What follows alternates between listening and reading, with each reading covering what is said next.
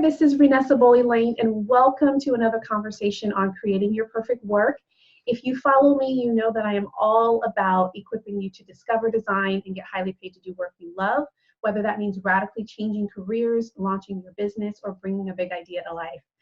Today, I am super excited because we're going to talk about rest, like rest and slowing down and reframing and re-energizing and revigorating. Is that such a word? Revigorate? Reinvigorating. I think that's the word.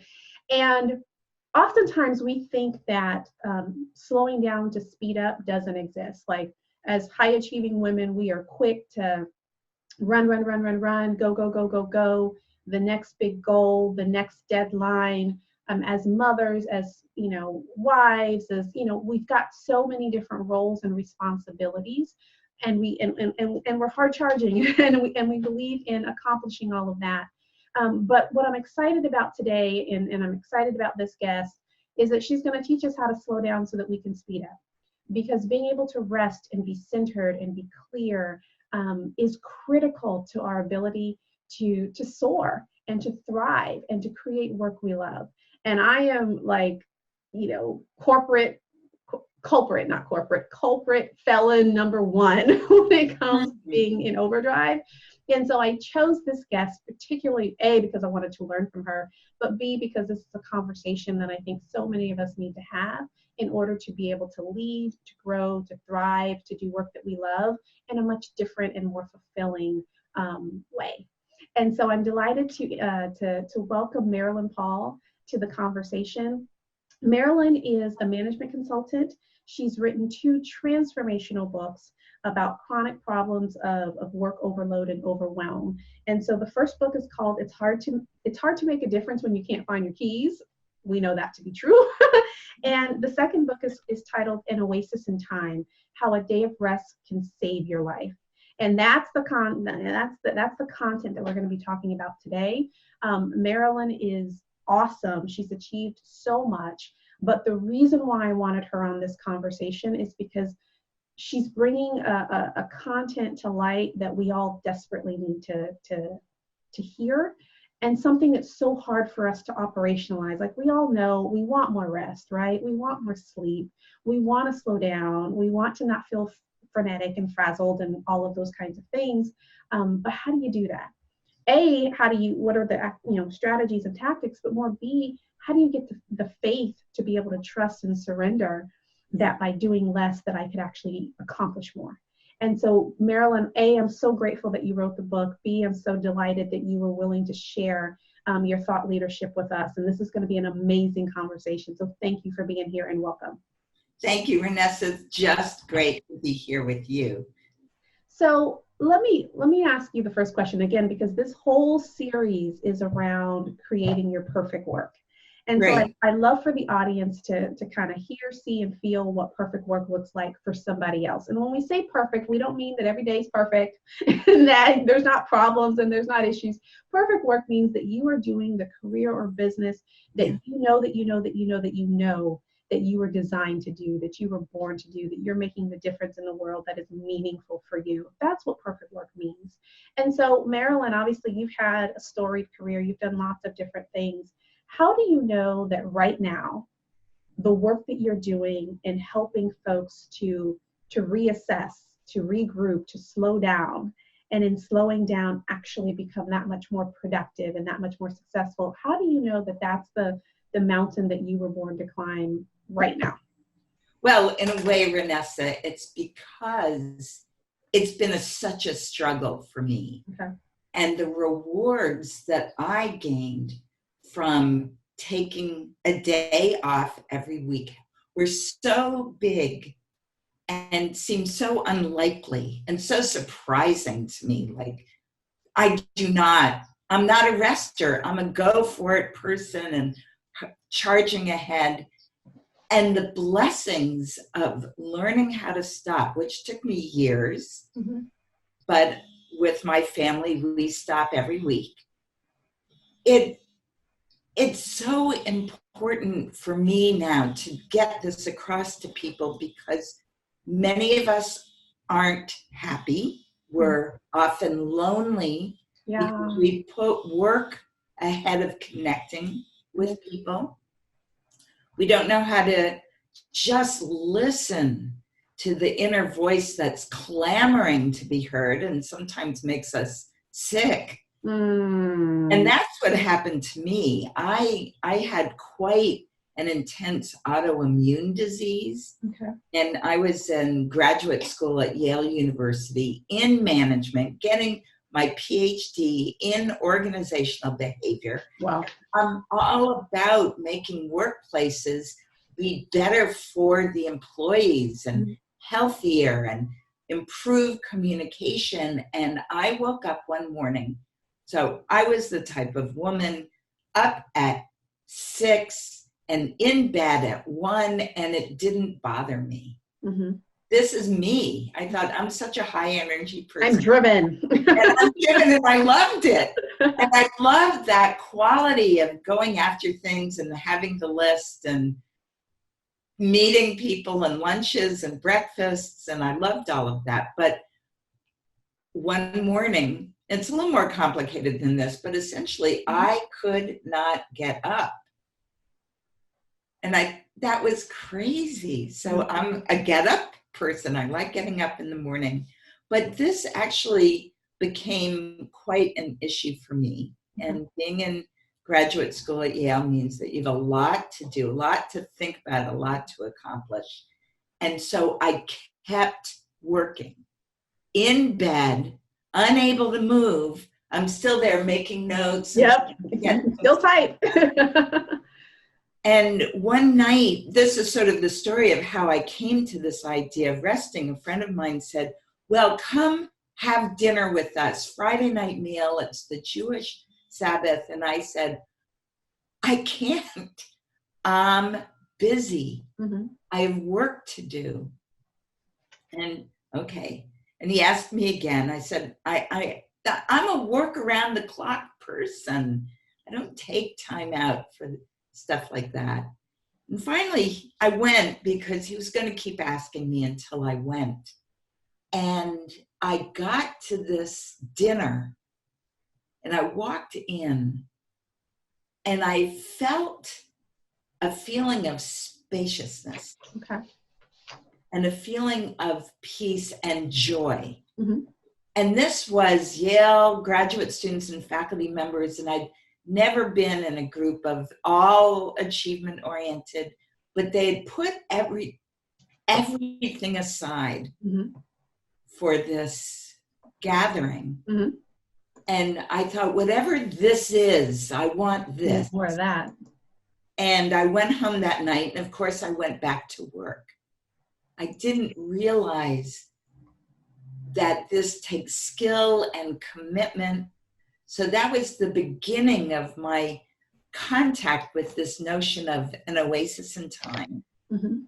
And over the years, I learned more and more about how do you stop? Not just sort of stop or flop on the couch and watch a movie or sort of grab your phone and say, okay, I'm scrolling. Going through, yeah. How do you really stop? And so that was Shabbat dinner. Shabbat is the same word as Sabbath. And it means stop. In Hebrew, the word Shabbat means stop. And so over time, I learned how to stop. And it's awesome because it's a skill.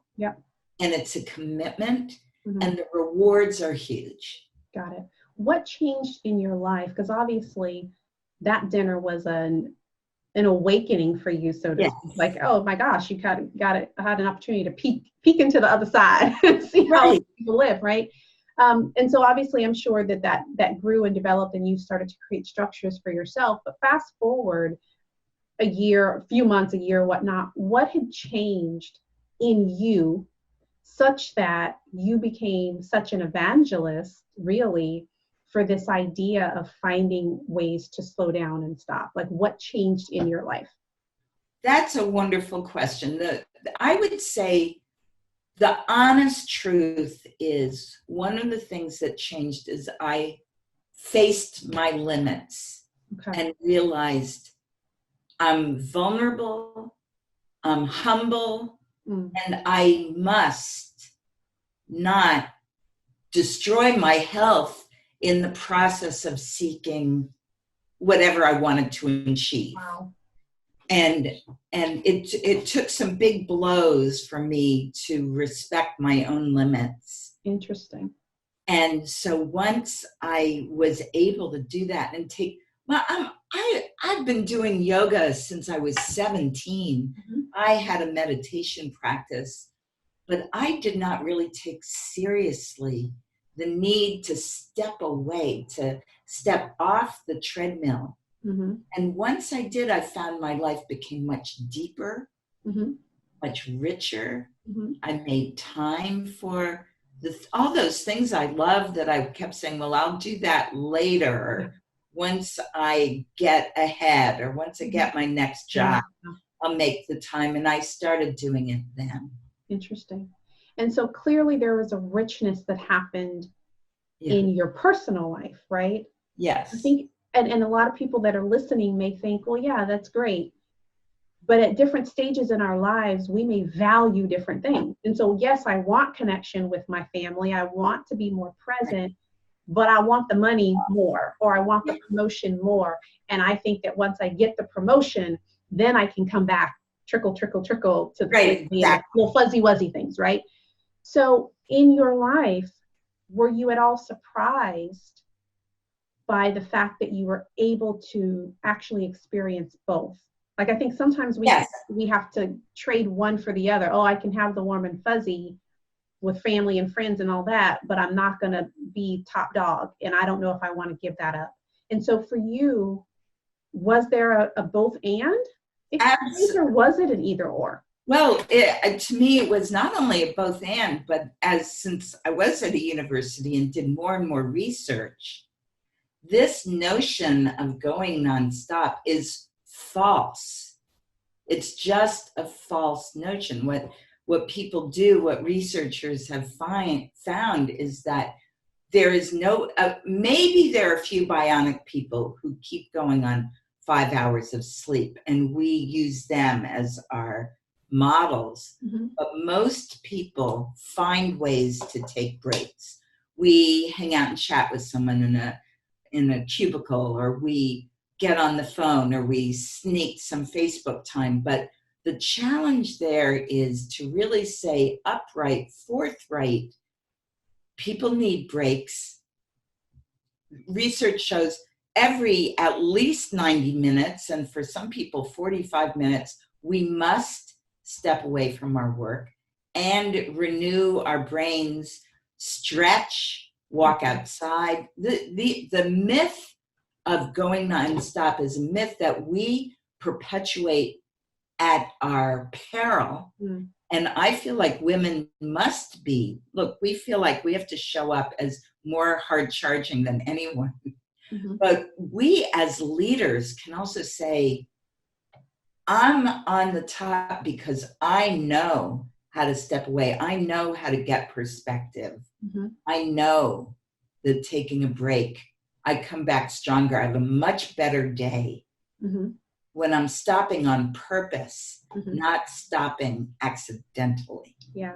And what's really important, I think, for us all to understand is that stopping doesn't just mean stopping from work, right? Because particularly as women, we have so many roles that we play. So a lot of folks who are listening are, obviously they're professionals in their own right, or in their business or what have you, but then they may be mothers, and then they may be spouses, and then they may be caretakers of parents. And so there's all these roles. And just because the workday ends, and I'm a 44-year-old woman of a 22-month-old daughter. And so she's in toddler stage. And so I could be working all day during the day. And then when it's time to pick her up from school, that's another role that is different skill set and all of that. But I'm still on And Right. then so there's this thought, oh, okay, well, I'm going to take care of her and I'm going to step away from work and we're going to have dinner and we're going to do this and that. And I'm going to do bath time and read story time and it's going to be lovely. And then I'm going to put her to bed and then I'm coming back because I've got to get, these emails out or whatever.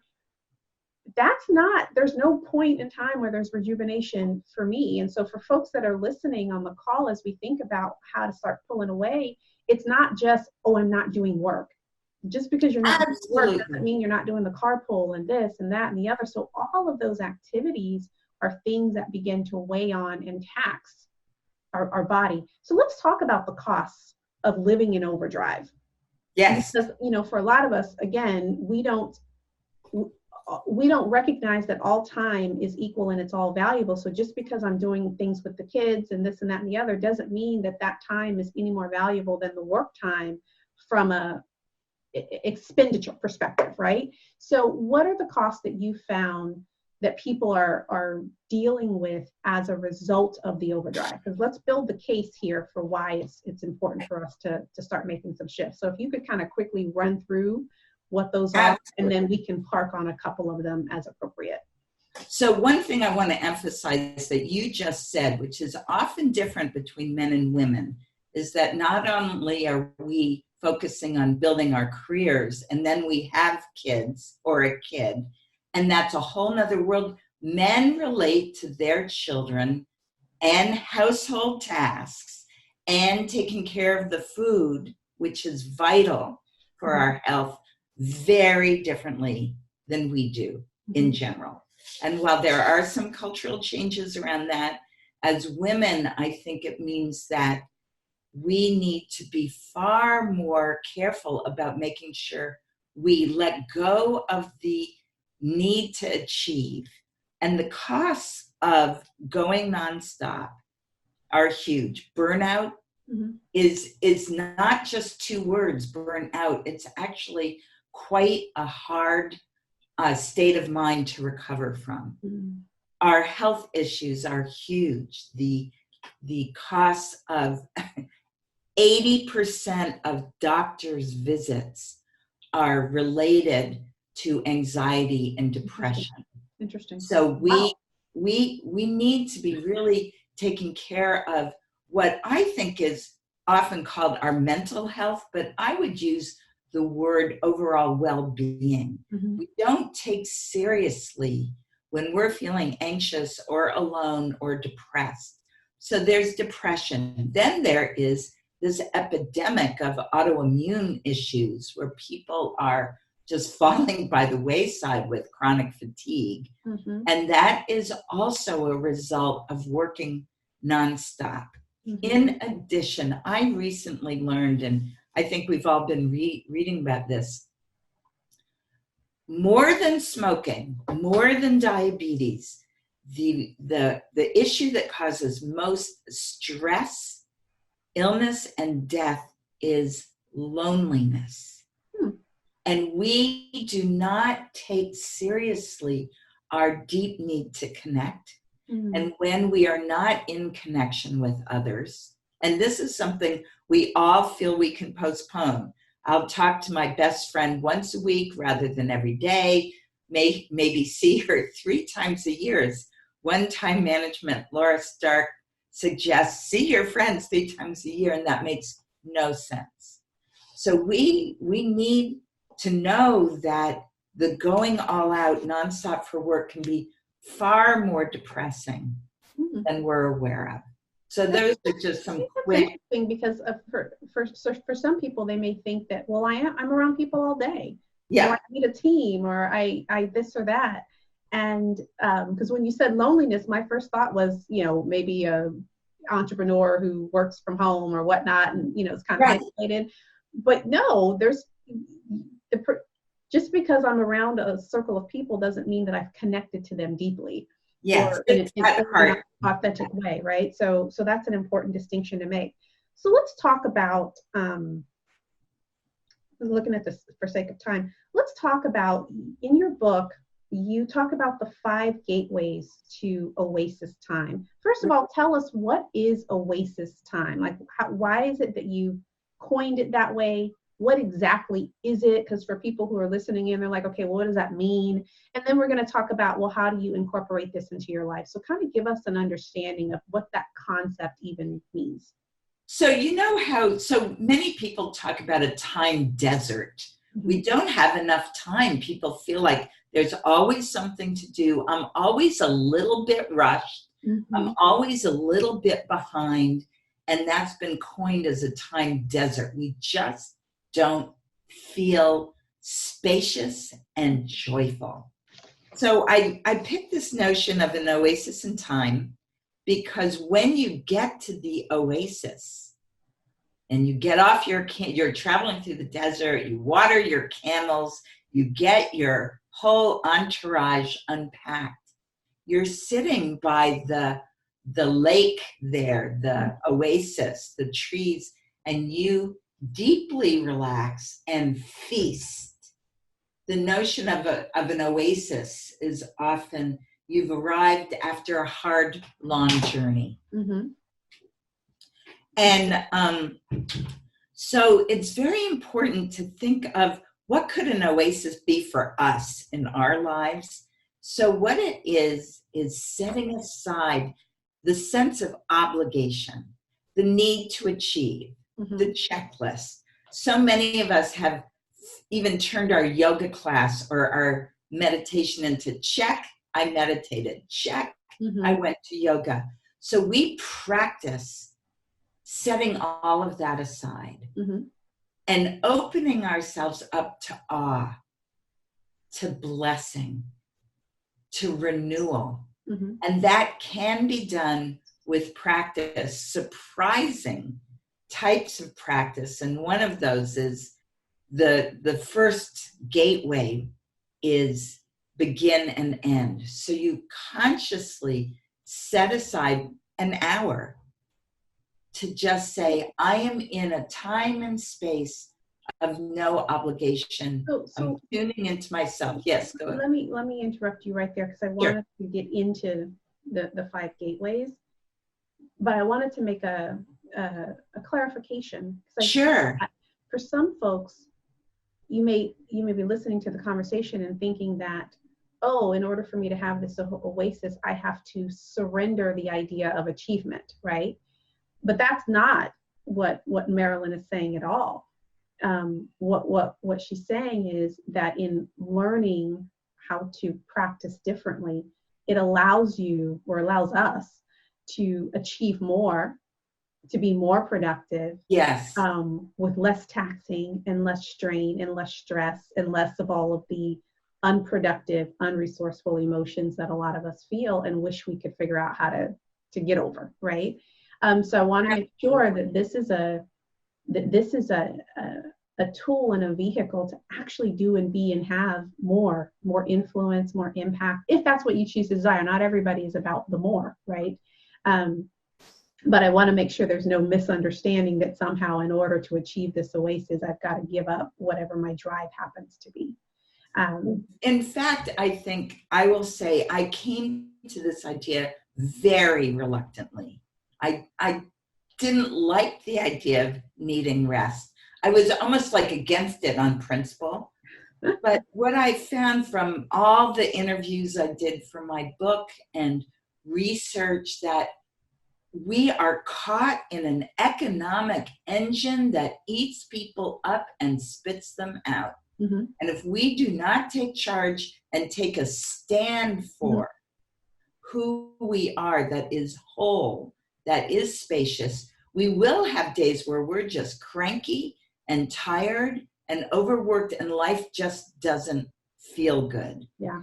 So that's the idea of letting go of achieving temporarily so we can feel that well of life in us that is about far more than economic or work success. It's about the brilliance of the soul that we bring. Oh, I love that. The brilliance of the soul. I like that. So let's talk about the 5 gateways. So can you kind of enumerate what they are, all 5 of them, and then we can go and unpack unpacking Yes. them. So people, So these are writer downers, folks. Like, this is what you write down. So and what they can also go to my website and see all of this. And so what do you mean, first of all, what do you mean by gateways? Like, what does that mean? And then tell us what those 5 gateways are. In some ways, these gateways are tactics. Okay. Like, how the heck do you stop moving when there is laundry to fold, Yep. when there's a dinner to cook or shop for, when there is more email than you could ever answer? Yeah. How the heck do you stop? Yeah. And that's where you decide that you're taking a stand for something bigger. And you will learn as you do this, whoa, there is so much living to be done that's beyond the to-do list. And Yes. I will just acknowledge it took me years to do that. The reason I wrote the book is to tell the story of a journey to this crazy thing, a day off every week with a teenager. I have a teenager and a husband. My son is not allowed to have his phone. I mean, I let him have his phone Saturday morning to connect with friends, and then, honey, it's back in my hands. Mm-hmm. Crazy, right? But even he understands the value. Wow. Awesome. And he's so what took Marilyn years to begin to perfect, she's given us the shortcut blueprint. So it doesn't take us all that long to be able to figure out how to manage this for ourselves. So I appreciate that for sure. So begin and end is the first gateway. You name a beginning and you name an ending. And at the beginning, you have a little ritual to say, I'm starting my oasis time. Okay. The second one is plan for it. Protect the time. So many times the time just drips. It goes away. You are now a boundary setter. The third gateway is disconnect.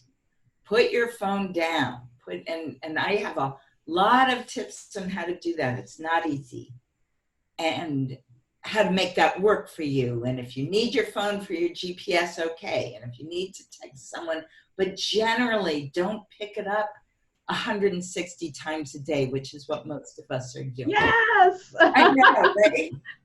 Next gateway is slow down to savor. That is slow down your movement, slow down your walking, slow down your talking, slow down your eating. And as you do that, you start to realize, whoa, I'm like running a race here.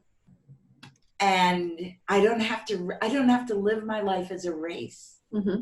And the final one is let go of achieving, to rest, reflect, so we can say, where the heck am I in my life?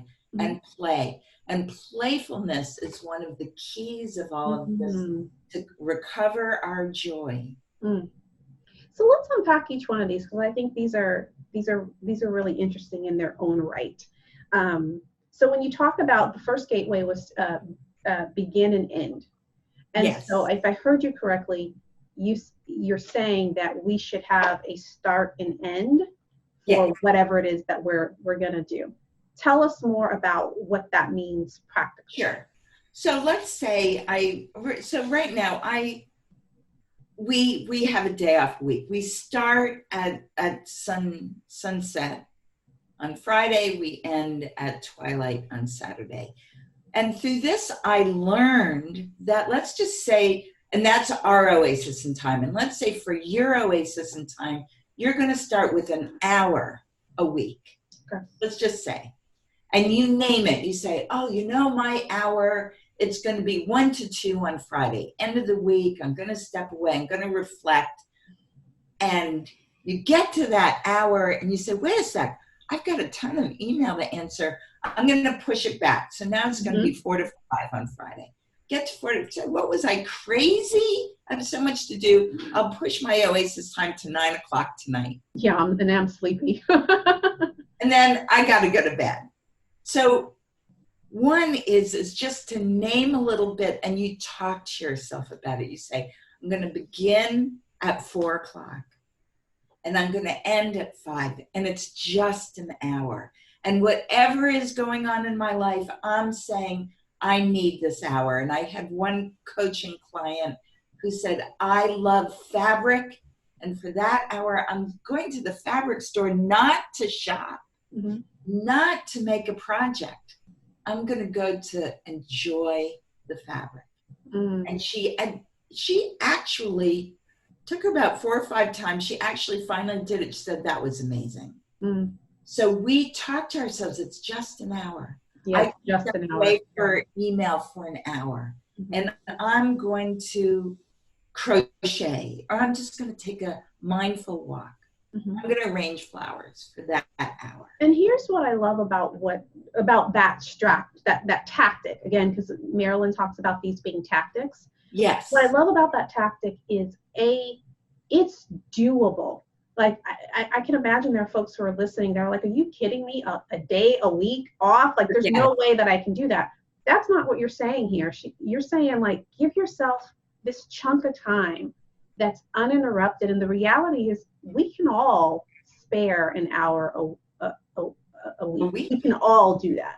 It doesn't feel like it in the moment, but you can. So I love that tactic because it still gives us a sense of control, even though we really don't have nearly as much control of our lives as we like to think we do.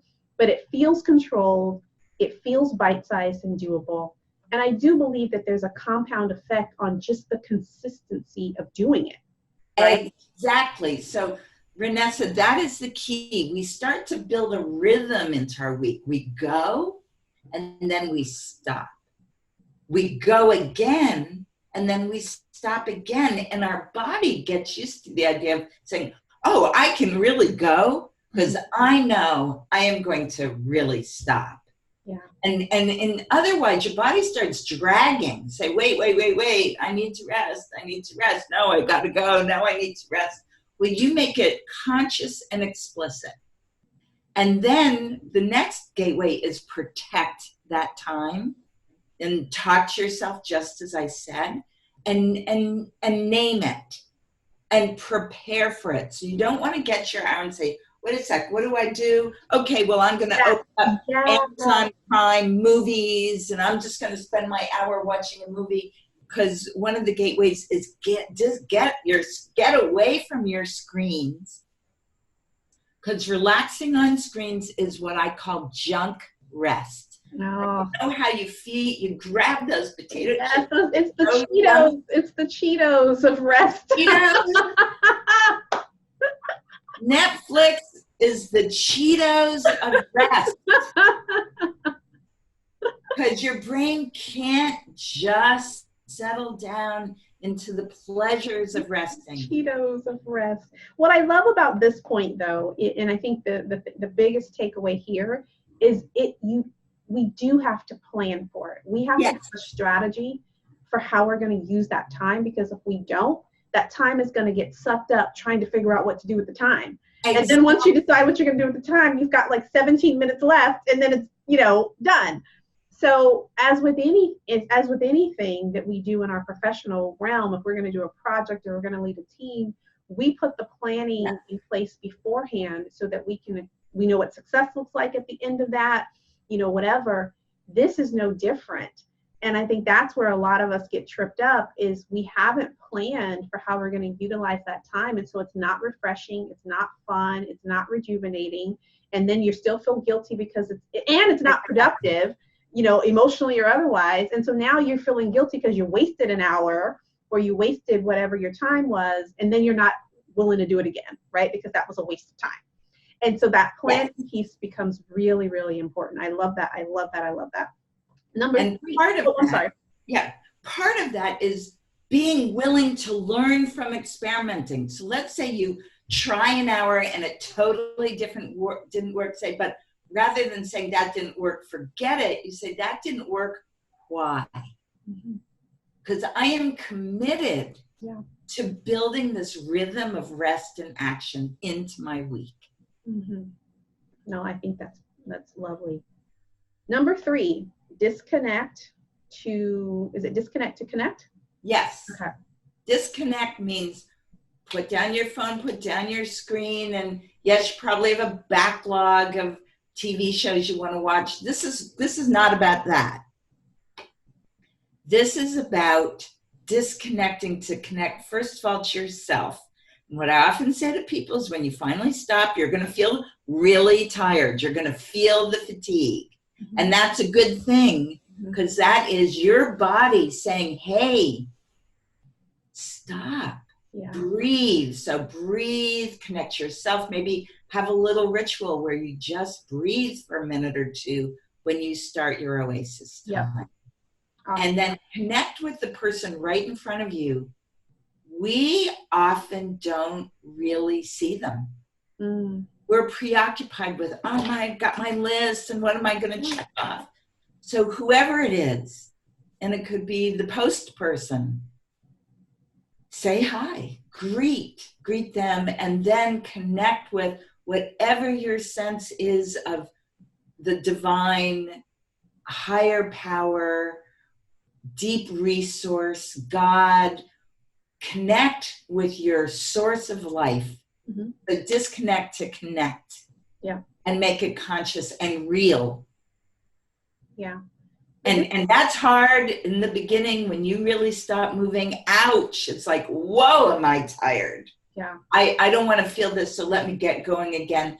But let yourself feel it, because that is the path towards much greater energy. Awesome. I love that.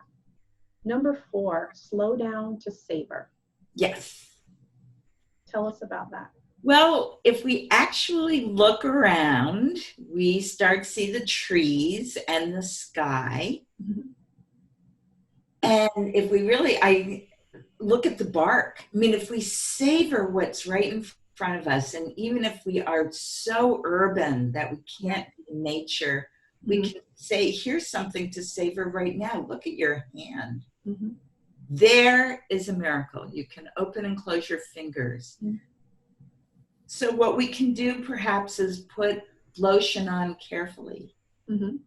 Or we can savor our food. Everyone's into mindful eating. Yeah, I was thinking it sounded like mindfulness. Mm-hmm. Yeah, how do you mindfully just have a bite of food? Have your chocolate. And don't sneak it and don't scarf it down. Just slow it down. And savor is a gift we can do in any moment, and it brings joy. Mm. I was gonna ask, what was the benefit? Because again, I'm thinking. Yeah. No, I'm not playing devil's advocate, but I'm thinking of skeptic on the line, like, sure, seriously, lady, like, what are you talking about here? Because there's a leap of faith for some of us in taking steps that on the surface don't seem to have any influence on whatever ROI or outcome that I'm trying to achieve, right?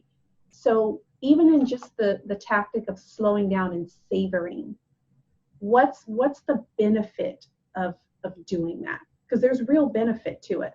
There's real benefit. So from a neuroscientific point of view, one thing I'll say, first of all, if we trust our own experience, we will immediately see that this body, this soul, this mind needs renewal and refreshment. But from when we're fatigued, we can't even think. Mm-hmm. Our executive function shuts down. Yeah. So from just the very basic, so why spend time perhaps putting lotion on our skin, which I also have trouble doing because I think, what's the benefit? Just like you. Oh, as a Black woman, we know the benefits. Of anybody that's a person of color knows the benefit of a little lotion. Well, I will say that I struggle with taking the time to really soothe myself. Yeah. The benefits of having clarity. Yeah. Of having your own inner trust, your own inner power is huge. Yeah.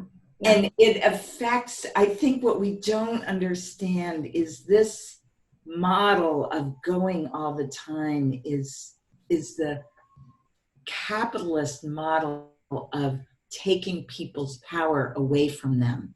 So I see this whole thing as an empowerment project.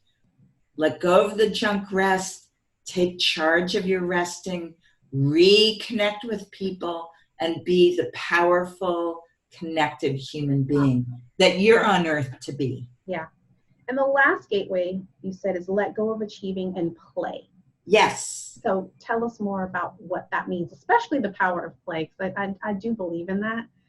Yeah. So tell us what you mean by that. So I was someone always, what I really want to know, what's the benefit of what I'm doing? Am I learning? Am I growing? Is it worthwhile? And so first of all, letting go of achieving means that you trust in this moment that you will grow, that is life. And then the play part, again, research. I had to read the research on play. Children need it. That they're taking blocks out of kindergarten, and children need play, and we do, because it contributes to creativity, seeing things in new ways, innovation, high energy, and spirit. All of that comes from being playful with others. Why do people love their pets? Because their pets are playing. Why do people love hanging out with little kids? It's the playfulness. And as humans, we love thinking of new things and innovating. And if we're tired and work focused, amazingly enough, we stop being creative. Yeah, no, I agree with that. Let me ask you this question. There is, I surmise, I hypothesize, and you can tell me if I'm correct or incorrect.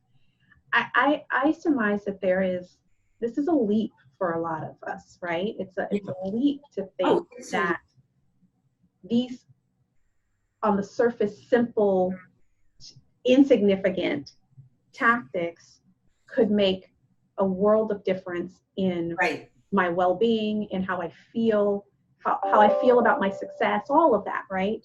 And we get it intellectually, but there's a fear around, is this really going to make a difference? And, I've got so much to do, I can't give up my time, blah, blah, blah. Sure. What does it take? Is it a leap of faith? Is it what does it take for someone to actually say, you know what? Yep, I'm going to try it. I'm going to try it on for size. I'm going to play with this. I'm going to give it a shot. Like, what needs to happen in us as women to even be willing to step up and try any of the gateways that you talk about? It's a great question. So one thing I will say is it's going to be different for each of us. Sometimes we meet someone, like I was dragged kicking and screaming into this, but I was open because I'd been sick. Sometimes someone dies and we say, whoa, I am missing my life. Yeah. That death is going to turn me around. Sometimes our kid comes to us and say, Mom, you never listened to me. And we have to ask ourselves, what is up with that? Yeah. Why am I becoming that person I swore I would never become? So I think there's different paths for each of us. I really encourage people to have a look at my book. Yes. Because it's all in here. And it's all on my website, which is www.marilynpaul.com. And if they come to my website and sign up, they get a full booklet on how to just start with 15 minutes, how to stop one evening a week, just put work away one evening a week, and how to get better sleep, how to turn your sleep into an oasis. Oh, that's awesome. Yeah. And so this is perfect, because I was going to ask you, how can people learn more about you? And I highly encourage you, if you're listening in, get Marilyn's book, the paperback, Kindle, what have you, because what I love about it is that she starts with where we are. And if where you are is 15 minutes, then hey, let's make it 15 minutes of bliss. And you build onto that, and there's a compound effect that goes along with that. But she also talks so much more about the tactics that you're able to employ, how to actually get started, because it's the inertia. Things in rest tend to stay at rest, and things in motion tend to stay in motion. And so her book really helps us to figure out how do we break certain patterns in certain cycles so that we can actually experience something different. Because sometimes it's just in the experience of it. It's having that first deep breath, or that first and then you're like I want more of that. You know, I want more of that drug in a good way. And so her book really goes through so much more detail. We've kind of laid a little bit of the foundation here and built the case, and hopefully it's given you some inspiration around being able to do that for yourself and giving it a shot. But Marilyn, we're so delighted to have you here. Thank you for gracing us with the time. There were some nuggets here that you shared that I think are just, they're essential for who we are as women and for all that we desire to do in the world. And so thank you for doing your part in equipping us in a really important, critical part of our lives that we so often overlook. But with that being said, on behalf of Marilyn and myself, we want to wish everybody on the line an amazing day, an amazing week, an amazing life, and your own personal oasis in time. So take care. We'll talk to you. Thank you. Bye-bye. Bye.